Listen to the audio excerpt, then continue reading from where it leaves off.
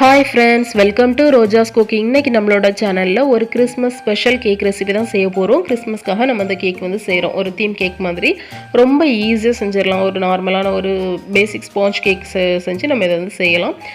நான் வந்து இன்னைக்கு ரெண்டு கேக் செஞ்சிருக்கேன். ஒரு ரவுண்ட் அப்புறம் ஒரு ஸ்கொயர் கேக். ரெண்டு டைப் கேக் வந்து செஞ்சிருக்கேன்.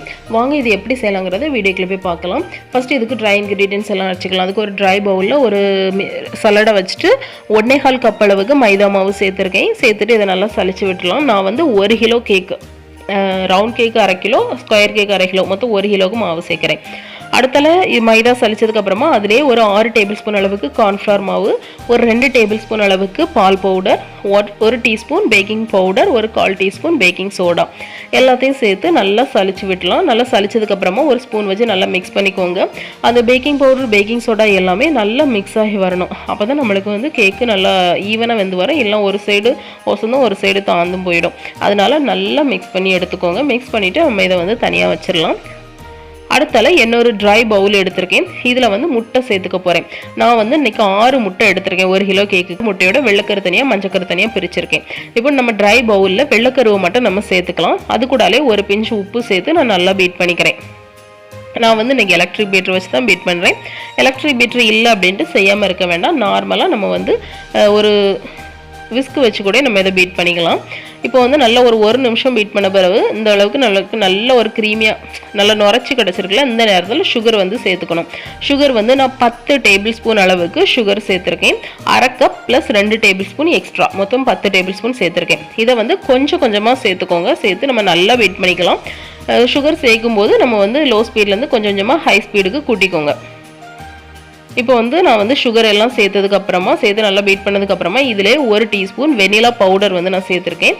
எங்கிட்ட எசன்ஸ் இல்லாதனால பவுடர் சேர்த்துருக்கேன். உங்கள்கிட்ட எசன்ஸ் இருந்தால் 1 டீஸ்பூன் எசன்ஸ் சேர்த்துக்கோங்க. சேர்த்துட்டு இதை வந்து நல்ல ஒரு ஸ்டிஃப் பீக்காக வரது வரை நம்ம வந்து பீட் பண்ணி எடுத்துக்கணும். இப்போ பாருங்கள், நான் நல்லாவே பீட் பண்ணி எடுத்துட்டேன். நம்ம வந்து தலைகீழாக கமத்தினா கூட அது வந்து கீழே விழாது. அந்த அளவுக்கு நம்ம வந்து பீட் பண்ணி எடுத்துக்கணும். அப்போ நம்மளுக்கு கேக் வந்து நல்ல சாஃப்டாக கிடைக்கும். இப்படிலாம் நல்லா பீட் பண்ணதுக்கப்புறமா இனி நம்மளுக்கு எலக்ட்ரிக் பீட்டர் தேவையில்லை. இனி வந்து ஒரு ஸ்பேச்சுலா எடுத்துக்கலாம். நம்ம ரெண்டாவது இந்த தனியாக எடுத்து வச்சுருந்தோம் இல்லையா முட்டையோட மஞ்சக்கரு, அதை வந்து நல்லா மிக்ஸ் பண்ணிவிட்டு நம்ம வந்து அந்த பீட் பண்ணி வச்சுருந்த வெள்ளைக்கரில் வந்து நான் சேர்த்துக்கிறேன். சேர்த்துட்டு நம்ம வந்து நல்லா அடிச்சுலாம் கலக்கக்கூடாது. லைட்டாக மிக்ஸ் பண்ணி எடுத்துக்கோங்க. அது வந்து அந்த மஞ்சக்கரு வந்து வெள்ளைக்கருவில் நல்லா மிக்ஸ் ஆகி வரணும். அந்த அளவுக்கு மெதுவாக மிக்ஸ் பண்ணி எடுங்க. வேகமாக வந்து அடித்து கலக்க வேண்டாம். இப்போ பாருங்கள், நான் நல்லா மிக்ஸ் பண்ணி எடுத்துட்டேன். இனி இதை தனியாக வச்சிடலாம்.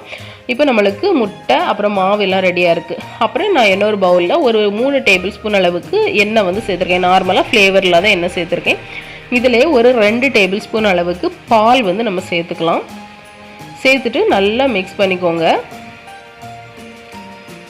இனி இப்போ நம்மளுக்கு எல்லாம் ரெடியாக இருக்குது. நம்ம மறுபடியும் அந்த முட்டை அடிச்சோம்லாம் அதை வந்து எடுத்திருக்கேன். இனி இதில் வந்து கொஞ்சம் கொஞ்சமாக அந்த மாவு ஃப்ளோர் மிக்ஸை வந்து நம்ம சேர்த்துக்கணும். கொஞ்சம் மாவு சேர்த்துட்டு கொஞ்சம் அந்த பால் எண்ணெய் மிக்ஸ் பண்ணி வச்சுருந்தாலும் அதில் ஒரு ஸ்பூன் இப்படி மாற்றி சேர்த்து நம்ம நல்லா மிக்ஸ் பண்ணி எடுத்துக்கணும். மெதுவாக மிக்ஸ் பண்ணிக்கோங்க. அதே மாதிரி ஓவர் மிக்சிங் வேண்டாம். அந்த கட்டி இல்லாமல் கலங்குறது வரை நம்ம வந்து மிக்ஸ் பண்ணி எடுத்தால் போதும். கொஞ்சம் மாவு சேர்த்துக்கோங்க. அப்புறம் கொஞ்சம் அந்த பாலும் எண்ணெயும் சேர்த்து அந்த மிக்ஸ் வந்து சேர்த்துக்கோங்க. இப்படி மாற்றி ஒரு 3 பகுதியாக பிரித்து இதே மாதிரி சேர்த்துக்கோங்க. சேர்த்துட்டு நம்ம வந்து கட்டி எதுவுமே இல்லாமல் ஒரு திக் பேட்டராட்டு நம்ம ஒரு நல்லா ஸ்மூத்தான ஒரு பேட்டர் ரெடி பண்ணி எடுத்துடலாம். இந்த அளவுக்கு நல்லா ரெடி பண்ணி எடுத்தாச்சு. இனி வந்து இதை தனியாக வச்சிடலாம். அடுத்தால நான் வந்து 2 டின் எடுத்திருக்கேன். ஒரு ரவுண்டு பேனு அப்புறம் ஒரு ஸ்கொயர் டின், 2 டின் எடுத்திருக்கேன்.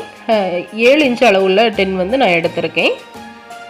2 டின்லேயும் நான் வந்து எண்ணெய் அப்ளை பண்ணிவிட்டு ஒரு பட்டர் பேப்பர் வந்து போட்டு வச்சுருக்கேன். இதில் வந்து நம்மளோட கேக் பேட்டரை நம்ம சேர்த்துக்கலாம். நான் வந்து இதில் 1/2 கிலோ அதில் 1/2 கிலோ சேர்த்துக்க போகிறேன். அதனால் பாதியாக பிரித்து நான் வந்து இதுலேயும் அதிலையும் சேர்த்துக்க போகிறேன். சேர்த்துட்டு நல்லா டேப் பண்ணி விட்டுக்கோங்க. இது வந்து ஒரு 10 டைம்ஸாவது கவுண்ட் பண்ணி நல்லா டேப் பண்ணிக்கோங்க. ஏன்னா ஏர் பபிள்ஸ் வந்து அப்போ தான் நம்மளுக்கு ரிலீஸ் ஆகும். கேக் வந்து நல்லா ஈவனாக கிடைக்கும். அப்படி இல்லைன்னா நம்மளுக்கு வெந்து வரும்போது உள்ளே வந்து ரொம்ப ஹோல்ஸாக இருக்கும். அதனால நல்லா டேப் பண்ணிக்கோங்க. அதுக்கப்புறமா இதே மாதிரி ஒரு ஸ்டிக் ஏதாவது வச்சு நான் பண்ணுற மாதிரி இந்த மாவில் வந்து இந்த மாதிரி சுற்றி விடுங்க. அப்போ நம்மளுக்கு வந்து சுற்றி விட்டுட்டு நல்லா டேப் பண்ணும்போது ஏர் பபிள்ஸ் இருந்ததுன்னா நல்லா ரிமூவ் ஆகிடும். அதுக்காக தான் இது செய்கிறது. அடுத்தால நான் இன்றைக்கி குக்கரில் தான் செய்ய போகிறேன். அதுக்கு குக்கரில் ஒரு ஸ்டாண்ட் போட்டு 10 நிமிஷம் ப்ரீஹீட் பண்ணி வச்சுருக்கேன். இதில் நம்மளோட கேக் பேனை வந்து நம்ம எடுத்து வச்சிடலாம். இது லோ ஃப்ளேமில் ஒரு 25 to 35 மினிட்ஸ்லேயே நம்மளுக்கு ரெடி ஆயிரும். 25 மினிட்ஸ்லேயே கிட்டத்தட்ட ரெடி ஆயிரும். ரெடி ஆகலைன்னா எக்ஸ்ட்ரா ஒரு 5 to 10 மினிட்ஸ் வச்சுக்கோங்க. அதே மாதிரி நான் வந்து சதுரட்டெண்ணையும் ஒரு இதில் வச்சுட்டேன். இப்போ எனக்கு 30 மினிட்ஸ் கழித்து பார்க்கலாம், நல்லா ரெடியாகி வந்திருக்கு. அந்த ஒரு டூத்பிக் ஏதாவது குத்தி பார்த்தீங்கன்னா மாவு வந்து ஒட்டக்கூடாது, அப்போ நம்மளுக்கு ரெடி ஆகிருக்குன்னு அர்த்தம். நான் இப்போ ரெண்டையும் வெளியே எடுத்து நல்லா ஆற வச்சுட்டேன். நான் இன்றைக்கி வந்து 2 லேயராக தான் கட் பண்ணிக்க போகிறேன். உங்களுக்கு தேவைன்னா நீங்கள் வந்து 3 லேயராக கூட கட் பண்ணிக்கலாம். நான் வந்து 2 லேயராக தான் கட் பண்ணிக்கிறேன். இனி இதை வந்து நம்ம தனியாக வச்சிடலாம். அடுத்தால இதுக்கு வந்து நம்ம சுகர் சிரப்பும் விப்பிங் க்ரீமும் வந்து ரெடி பண்ணிக்கணும். நான் வந்து நிறைய ரெசிபீஸில் வந்து விப்பிங் க்ரீம் எல்லாமே காட்டியிருக்கிறதுனால நான் வந்து இதில் ரெடி பண்ணுறது வந்து காட்டலை.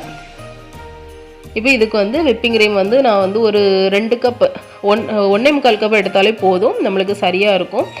விப்பிங் க்ரீம் எடுத்திருக்கேன். அதில் வந்து கொஞ்சம் வெனிலா எசன்ஸும் ஒரு 2 ஸ்பூன் சுகர் சேர்த்து, பவுடர் சுகர் சேர்த்து நல்லா பீட் பண்ணி எடுத்துக்கிட்டேன். அதே மாதிரி சுகர் சிரப்புக்கு வந்து ஒரு 1/2 கப் சுகரில் ஒரு 1 கப் தண்ணி சேர்த்து நல்லா கொதிக்க வச்சு அதை வந்து ஃப்ரிட்ஜில் வச்சு நல்லா குளிர வச்சு எடுத்துக்கிட்டேன். இப்போ வந்து நம்ம வந்து கேக்கை ஐசிங் பண்ணிடலாம். அதுக்கு ஃபஸ்ட் லேயர் வச்சுட்டு சுகர் சிரப் சேர்த்து விப்பிங் க்ரீம் வச்சுட்டு அதே மாதிரி செகண்ட் லேயரும் அதே மாதிரி பண்ணி ஃபுல்லாக நம்ம வந்து கவர் பண்ணி எடுத்துக்கலாம். நான் வந்து வீடியோக்காக எல்லாமே கொஞ்சம் ஸ்பீடாக தான் விட்டுருக்கேன். ஃபுல்லாக எல்லா இடமே நல்லா ஃபுல்லாக கவர் பண்ணுறேன்ட்டு இதை வந்து ஒரு 30 மினிட்ஸ், அரை மணி நேரம் வந்து ஃப்ரிட்ஜில் வச்சுக்கலாம். அதே மாதிரி நான் வந்து ஸ்கொயர் கேக்கையுமே ஐசிங் பண்ணி எடுத்துட்டேன்.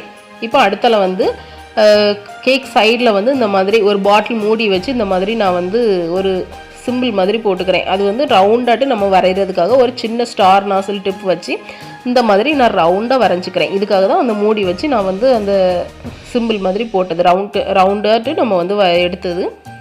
இந்த மாதிரி பண்ணிவிட்டு அடுத்தல நான் வந்து இன்னொரு ஸ்டார் நாசில் எடுத்து அதில் வந்து சோப்பு கலர், லைட்டாக சோப்பு கலர் வந்து மிக்ஸ் பண்ணிவிட்டு இந்த மாதிரி நான் வந்து டிசைன் கொடுத்துக்கிறேன். அடுத்தல நான் வந்து கோன் ஒரு 3 கோன் எடுத்திருக்கேன். இது வந்து வீட்டில் செஞ்ச கோன் தான். இதில் வந்து நான் இந்த மாதிரி ஸ்டார் நாசில் வச்சு டிசைன் கொடுத்துக்கிறேன். ஒரு ட்ரீ லுக் வரதுக்காக நான் அந்த மாதிரி செஞ்சுருக்கேன். கோன் வச்சு நம்ம வந்து நல்லா இருத்தி கேக்கில் வச்சுக்கோங்க, இல்லைன்னா விழு ரொம்ப நம்ம சைடில் தானே வச்சுருக்கோம், அதனால் விழுறதுக்கு வாய்ப்பு இருக்குது. அதனால் நல்லா இருத்தி வச்சுக்கோங்க. நீங்கள் வந்து கடையில் கூட கோன் வாங்கி யூஸ் பண்ணிக்கலாம்.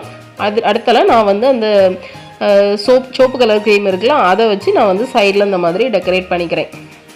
ரொம்ப ஈஸியாக நம்ம வந்து டெக்கரேட் பண்ணிக்கலாம், ரொம்ப சிம்பிளாக முடிஞ்சிடும்.